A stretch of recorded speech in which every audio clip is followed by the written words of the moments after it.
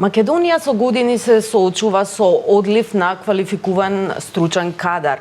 Нашите работници заминаа во странство, барајќи подобри услови за живот и работа, а тоа пак од друга страна повлече недостиг на работна сила на македонскиот пазар на труд, кој што мора да се пополни со легални вработувања на странци во нашата држава. На оваа тема зборуваме со магистер Кире Василев, кој што е експерт од областа на трудот, социјалните движења и развојот, кој што учествуваше во едно обемно истражување токму на оваа тема за странските работници на македонскиот пазар. Господин Василев, тие се присутни, странските работници подолго време се присутни на македонскиот пазар, пазар на труд, меѓутоа често со нив се врзува прекаријат, односно тоа што тие се нерегистрирани, не ги уживаат сите права, нелегално работат, недобро заработуваат, нивните услови, животни услови и работни услови не се еднакви со оние на македонските работници. За почеток, што покажа вашето истражување што го спроведовте за странските работници? Здраво, Марина, најнапред да се заблагодарам на поканата, вашата покана и на Слободен печат и интересот за оваа тема, кој сметам дека допрва ќе расте. Нашето истражување беше спроведено од нашата невладина организација Диалог, Центар за делиберативна демократија, која со поддршка на странска фондација беше организирано и спроведено во последните 6 месеци. Истражувањето беше направено на начин што остваривме неколку интервјуа со представници на клучни институции кои се занимаваат со оваа проблематика и направивме исто интервјуа со синдикати и агенции за вработување и меѓународни организации кои се занимаваат со оваа проблематика. Пробавме да стигнеме и до работници кои се разбира на легален пат ја отпочнале, ја завршиле процедурата и добиле дозвола за привремен престој врз основ на работа, но малку беше потешко со нив, иако стигнавме со писмени прашалници, стигнавме до 20 такви работници. Целта на истражувањето беше да видиме кои се институционалните проблеми со кои се соочува Република Северна Македонија во давање на привремени дозволи за работа на странските работници. Се разбира, нас не интересираат само оние кои се легално дојдени, затоа што оние кои се нелегално дојдени не ни можеме да ги детектираме. Кои се легалните канали за да влезат странски работници во Македонија? Има 3 начини врз основа на кои странските работници можат да поднесат барање. Тоа е лично преку амбасадите, зависи за кои држави разговараме и тоа е многу битно, преку Министерството за внатрешни работи и преку агенциите за посредување кои посредуваат при добивање на ваквата дозвола, иако во интервјуата дојдовме до информации дека агенциите кои се грижат за вработување често се одминуваат и странските работници се носат преку разни фирми, адвокатски канцеларии или консултантски организации со што се занемарува законот за агенциите за привремено вработување.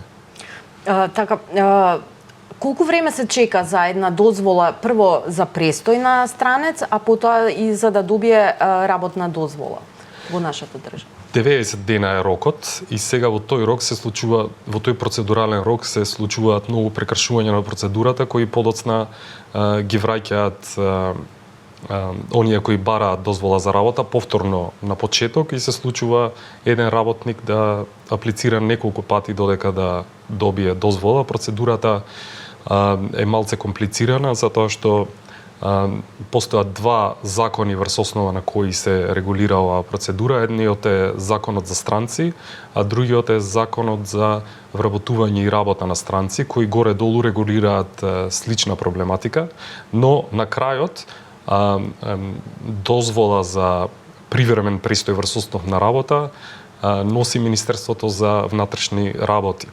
А агенцијата за вработување е онаа која дава позитивно или негативно мислење за работникот, дали може да добие дозвола, кој се креира во основа на два критериуми. Едниот е квотите, а другиот е потребата на пазарот на трудот. Кој ги определува квотите? Како знаеме точно што ни треба, кои работни места треба да се пополнат? Да, квотите ги одредува владата на Република Северна Македонија со поддршка или со мислење од останатите засегнати министерства. Тоа е Министерството за труд и социјална политика, Министерството за образование, Министерството за образование и мислам дека здравство. Мислам дека го реков два пати образование, здравство и образование. Но мислам дека таа процедура исто не е баш толку функционална, затоа што не наидовме на релевантна анкета или документ врз основа на кој би се донел заклучок за тоа колку работници се потребни на пазарот на труд во нашата држава. Истото го добивме како сознание и преку интервјуата со синдикатите и со представниците на министерствата. И се, например, фактот дека минатата година квотата за странски работници беше 8.000, а оваа година е 20.000, укажува на тоа дека толкава варијација не е баш базирана на одредени емпириски податоци, да речем. А се пополнува ли? Еве и таа првата од 8.000 и сега? Не се пополнува, не. Не се пополнува квотата и тоа, и затоа викам дека можеби е малце произволна, можеби треба да се размисли за поинаков начин, можеби не треба да постојат квоти, или ако постојат квоти, треба да се поедноставни процедурата за да можат квотите и да се исполнат и да се задоволи недостатокот на работници кои се наоѓа на пазарот на труд. Пред се тоа го потенцираат компаниите на кои им се потребни работници. Еве Македонија на нашиот зацртан европски пат, кога ќе почне да ги отвара поглавието 2 токму се однесува на слободно движење на работниците на пазарот на труд, значи ангажирањето, легалното ангажирање на странски работници има огромно значење и потреба. Кој е бенефитот на една држава всушност од ангажирањето на странска работна сила? Па мислам дека еден од основните индикатори за развој на државата е привлекување на работна сила, како што сите знаеме, оние кои се најразвиени држави најмногу привлекуваат странска работна сила.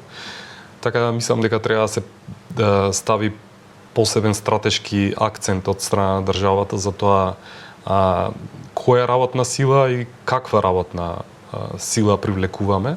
Се разбира, секоја работна сила е добродојдена затоа што секој човек е непроценлив капитал. Хрватска е добар пример за прилагодување на законодавството, компаративно. Значи, тие 6 години пред да влезат во Европската Унија, го средија тој дел и сега оние граѓани, например, кои одат, наши сограѓани кои одат и работат, македонски граѓани кои одат и работат во Хрватска, знаат дека процедурата, се разбира и таму има проблеми, меѓутоа знаат дека процедурата е многу поедноставна. Дека работодавачот е тој што ги обезбедува сите документи потребни за да се добие таква дозвола.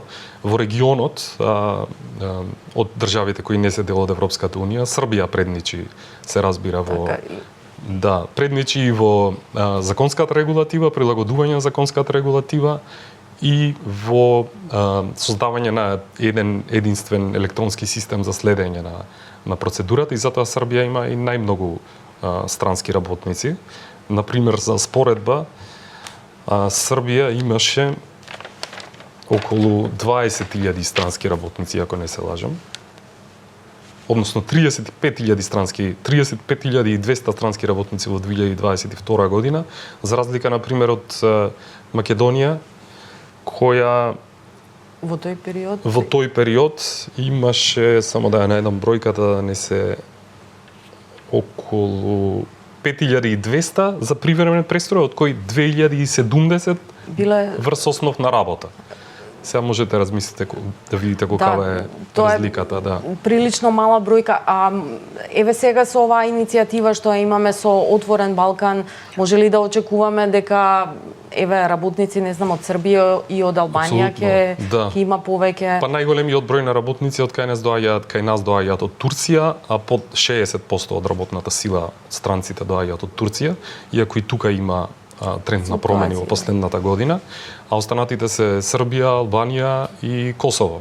Што значи со Отворен Балкан додатно ќе се направи терет врз институциите за да ги процесираат овие работни дозволи и мислам дека ова е една од темите за кои треба малку политичка волја и не многу труд за да може да се подобри и да ги пазарот на труд да може да ги абсорбира лесно работниците кои сакаат да најдат и да работат во нашата држава.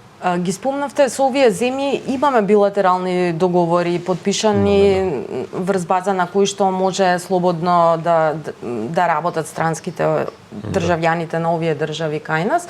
Меѓутоа, што е со земјите, со државјаните од трети земји, или од третиот свет да ги наречам, со кои што немаме подпишано билатерални договори и кои што еве во последно време пројавуваат интерес да работат кај нас, да речеме државјани на Непал, на Бангладеш, на Пакистан. Точно. Што е со нив? Еве, имаше некои случаи и тоа ги има во полициските билтени кога доаѓаат, добиле дозвола, работеле неколку дена и побегнале едноставно од работните места. Што се случува со овие државјани? Тоа што бегаат од работните места не е ништо вообичаено, секој се обидува да си најде подобри услови за живот и подобри услови за себе репродукција, за себе и за сопственото семејство. Да, постои поголем тренд сега на доаѓање на работници од Бангладеш, Непал и Индија. И тоа го заклучивме со истражувањето со оглед на тоа што нашата држава има склучено билатерални договори за социјално осигурување со повеќето европски држави, вклучувајќи тука и Турција. Тие работници барем влегуваат во системот на социјална заштита и можат да си ги остварат правата на пензиско, правата на здравствено, да, социјални осигурувања од секој мора да има здравствено за да добие кај нас дозвола. Да, за да добие дозвола за работа еден од условите да има здравствено осигурување, значи работодавачот мора да гарантира без разлика од каде доаѓа. Меѓутоа зборуваме за останатите придонеси кои се даваат за социјално осигурување. И тука наидовме на проблем со тоа што државјаните кои доаѓаат од држави како што се Индија, Бангладеш и Непал, кои немаат склучено билатерален договор за социјално осигурување со Република Северна Македонија, не можат да си ги обезбедат сите права што ги става во понеповолна позиција како работници врз основа на работниците кои доаѓаат од државите со билатерални договори. И тоа е едно прашање кое мислам дека треба наскоро да се адресира затоа што зборуваме за основни човекови права, да. Работничките права се многу важни. Темел на една држава е почитувањето, меѓу другото и на работничките права, заштита на работниците, синдикално здружување и така натаму. Кога овие странски работници, дали има некој во држава кој што ги информира странските работници кај нас за сето она што им следува како право веќе кога легално ќе влезат на македонскиот пазар? Па од нашите интервјуа со институциите свативме дека уствари се тоа останува на работодавачот. Државата нема некои посебни механизми со кои се обидува да ги интегрира и подучи на нашите културни традиции, без разлика дали тоа станува збор за секојдневно однесување на улица, не дека е нешто посебно тоа или нешто поврзано со јазикот или со не знам, со секојдневното функционирање на човекот тука со јавниот превоз или нешто такво. Не постојат такви системи, иако би било добро да постојат такви системи. Така и систем за учење на јазикот, на македонскиот јазик, например, за подобра интеграција. Полесно да се интегрираат и на крај на кришта да станат и попродуктивни работници и попродуктивни членови на нашето општество. Тоа мислам дека на секој би модело во прилог. До сега зборувавме за работници кои што недостасуваат во некои производни сектори, да речеме градежништво, текстилна индустрија, туризам и така натаму. Меѓутоа, мислам дека ќе дојде време кога, бидејќи имаме и одлив на високо стручен кадар, еве пред се од здравството, дека може би во некоја иднина, дека треба да размислуваме и во таа насока да ангажираме, да вработуваме странски специјалисти во медицинската област, на пример. Еден од условите за да можеме да почнеме да привлекуваме поквалификувани работници е да ја средиме институционалната рамка, за да нема толку пречки при привлекување на високо квалификувана работна сила. Тоа е точно дека работната сила која доаѓа сега претежно работи во трудово интензивните гранки, пред се во градежништвото и гостителството. Но во интерес е на нашата држава да почнеме да привлекуваме работници кои се разбира можат да бидат по продуктивни, да речем, не дека овие претходните не се продуктивни, се разбира ги работат најтешките работи. Во капитално интензивни дејности. Да, точно, за можат да носат поголем капитал, но тоа пак ќе речем се сведува на стратегијата на државата во која насока сака да се движи. А тоа дека нашата држава допрва ќе подлежи на различни миграциони трендови, мислам дека тоа е неизбежно затоа што глобалниот свет е едноставно таков и Македонија и да сака и да не сака ќе поминува низ такви трансформации и такви трендови. Така мислам дека институционалната рамка е прв предуслов за да може да ги абсорбира и да ги абсорбира работниците на пазарот на труд, да го задоволи недостатокот на пазарот на труд и да создава општество кое ќе се развива.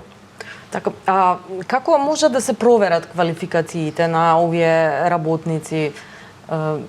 Има ли начини, сега зборувам претежно за овие од третите земји што доаѓаат, бидејќи во тие се мигранти, може би имаат и некоја квалификација која што едноставно кај нас не се признава или треба процес за тоа. Од организацијата работодавачи кога разговаравме со нив, тие посебно го акцентираа овој проблем дека и признавањето на квалификациите кај нас е малку потежок проблем затоа што се тргнува од средното образование кое основното и средното образование кои го имаат работниците кои доаѓаат во нашата држава и не се зема во предвид, например, нивното долгогодишно работно искуство во одредена област или останати некои сертификати или обуки кои ги направиле.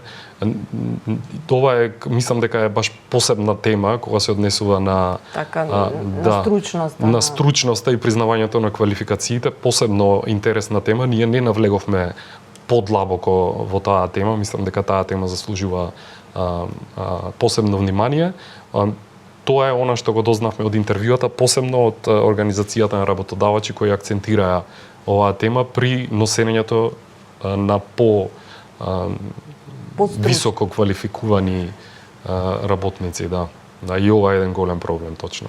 Така, и инаку и самата влада во националната развојна стратегија која што неодамна ја донесе и беше и усвоена во собранието, предвидува, таа се однесува на периодот 2024-2044 година, значи во наредните 20 години, предвидува да имаме прилив на работна сила од странство за да се надополни овој недостиг. Актуелен кој што се претпоставува дека и натаму ќе расте недостигот на работна сила. Точно. Мислам, таа стратегија е градена со помош на разни меѓународни организации и јас како индивидуалец преку една организација учествува во давање идеи на креирање на развојната стратегија на нашата држава, но не може да се спроведе одредена развојна стратегија доколку државата нема институционален капацитет за да спроведе таа стратегија. Така повторно се враќаме на институциите и недостатокот на ресурси и капацитет да да спроведат една таква стратегија. Па како тогаш, нели што треба да се направи? Еве кои се препораките кои што треба можеби и наитно да се направат, еве можеби законски измени, што да профункционира овој дел кој што очигледно им е потребен, има работодавачите имаат интерес од работна сила. Да. А и има интерес и кај странски работници да дојдат, еве, барем да пробаат во нашата земја. Да, има интерес. Да повториме, ние сме сиромашна држава, но сме сиромашна европска држава, што значи дека сепак сме и можеме да бидеме атрактивни за работници кои доаѓаат од помалку развиени држави од нашата. Што се однесува до препораките, ние во студијата одвоивме 10 препораки, од кои најбитните се да се донесе нов закон за вработување на странци, со кој ќе се поедностави процедурата за вработување, да се усогласат исто така законот за странци и законот за вработување на странци, да се усогласат дигиталните системи за следење на процедурата за допивање на работна дозвола на работниците странци, институциите да се поотворени кон работодавачите и синдикатите во поглед на дефинирање на потребите на пазарот на труд и креирање на стандардите за живот за тие работници. Подобра контрола на компаниите кои увезуваат работници, да се најде начин за обезбедување на правата за користење на надомест за невработеност при завршен однос и пензиско осигурување, посебно за државите кои немаат склучено билатерален договор со нашата држава и останатите препораки кои ни ги дава Европската унија во европските извештаи. Така, редовно се нагласува. Да, редовно се нагласува. И нагласува. овој сегмент. Да, дека немаме никаков напредок во последните 6 години во поглед на овој сегмент. Вака да резимирам, наједноставно тоа е сето она што нашите македонските работници кои што работат во странство го очекуваат од странската држава. Точно. Да го добијат и како права, и како социјална заштита, и како пензија, дека истото тоа треба да го оствариме, нели, во однос на странските работници кои што ќе дојдат да живеат и да работат во Македонија. Но да имаме секогаш во предвид дека тоа е можно, не се потребни некои преголеми ресурси и институционални капацитети за да се спроведат вакви политики. Веќе вакви политики се спроведуваат и во нашето соседство, така доколку има политичка волја, јас сум убеден и знам дека можеме да ги спроведеме тие реформи и да добиваме работници кои ќе бидат продуктивни членови на нашето општество. Кире Василев, ви благодарам за гостувањето во Слободен печат. Почитувани, останете со програмата на Слободен печат.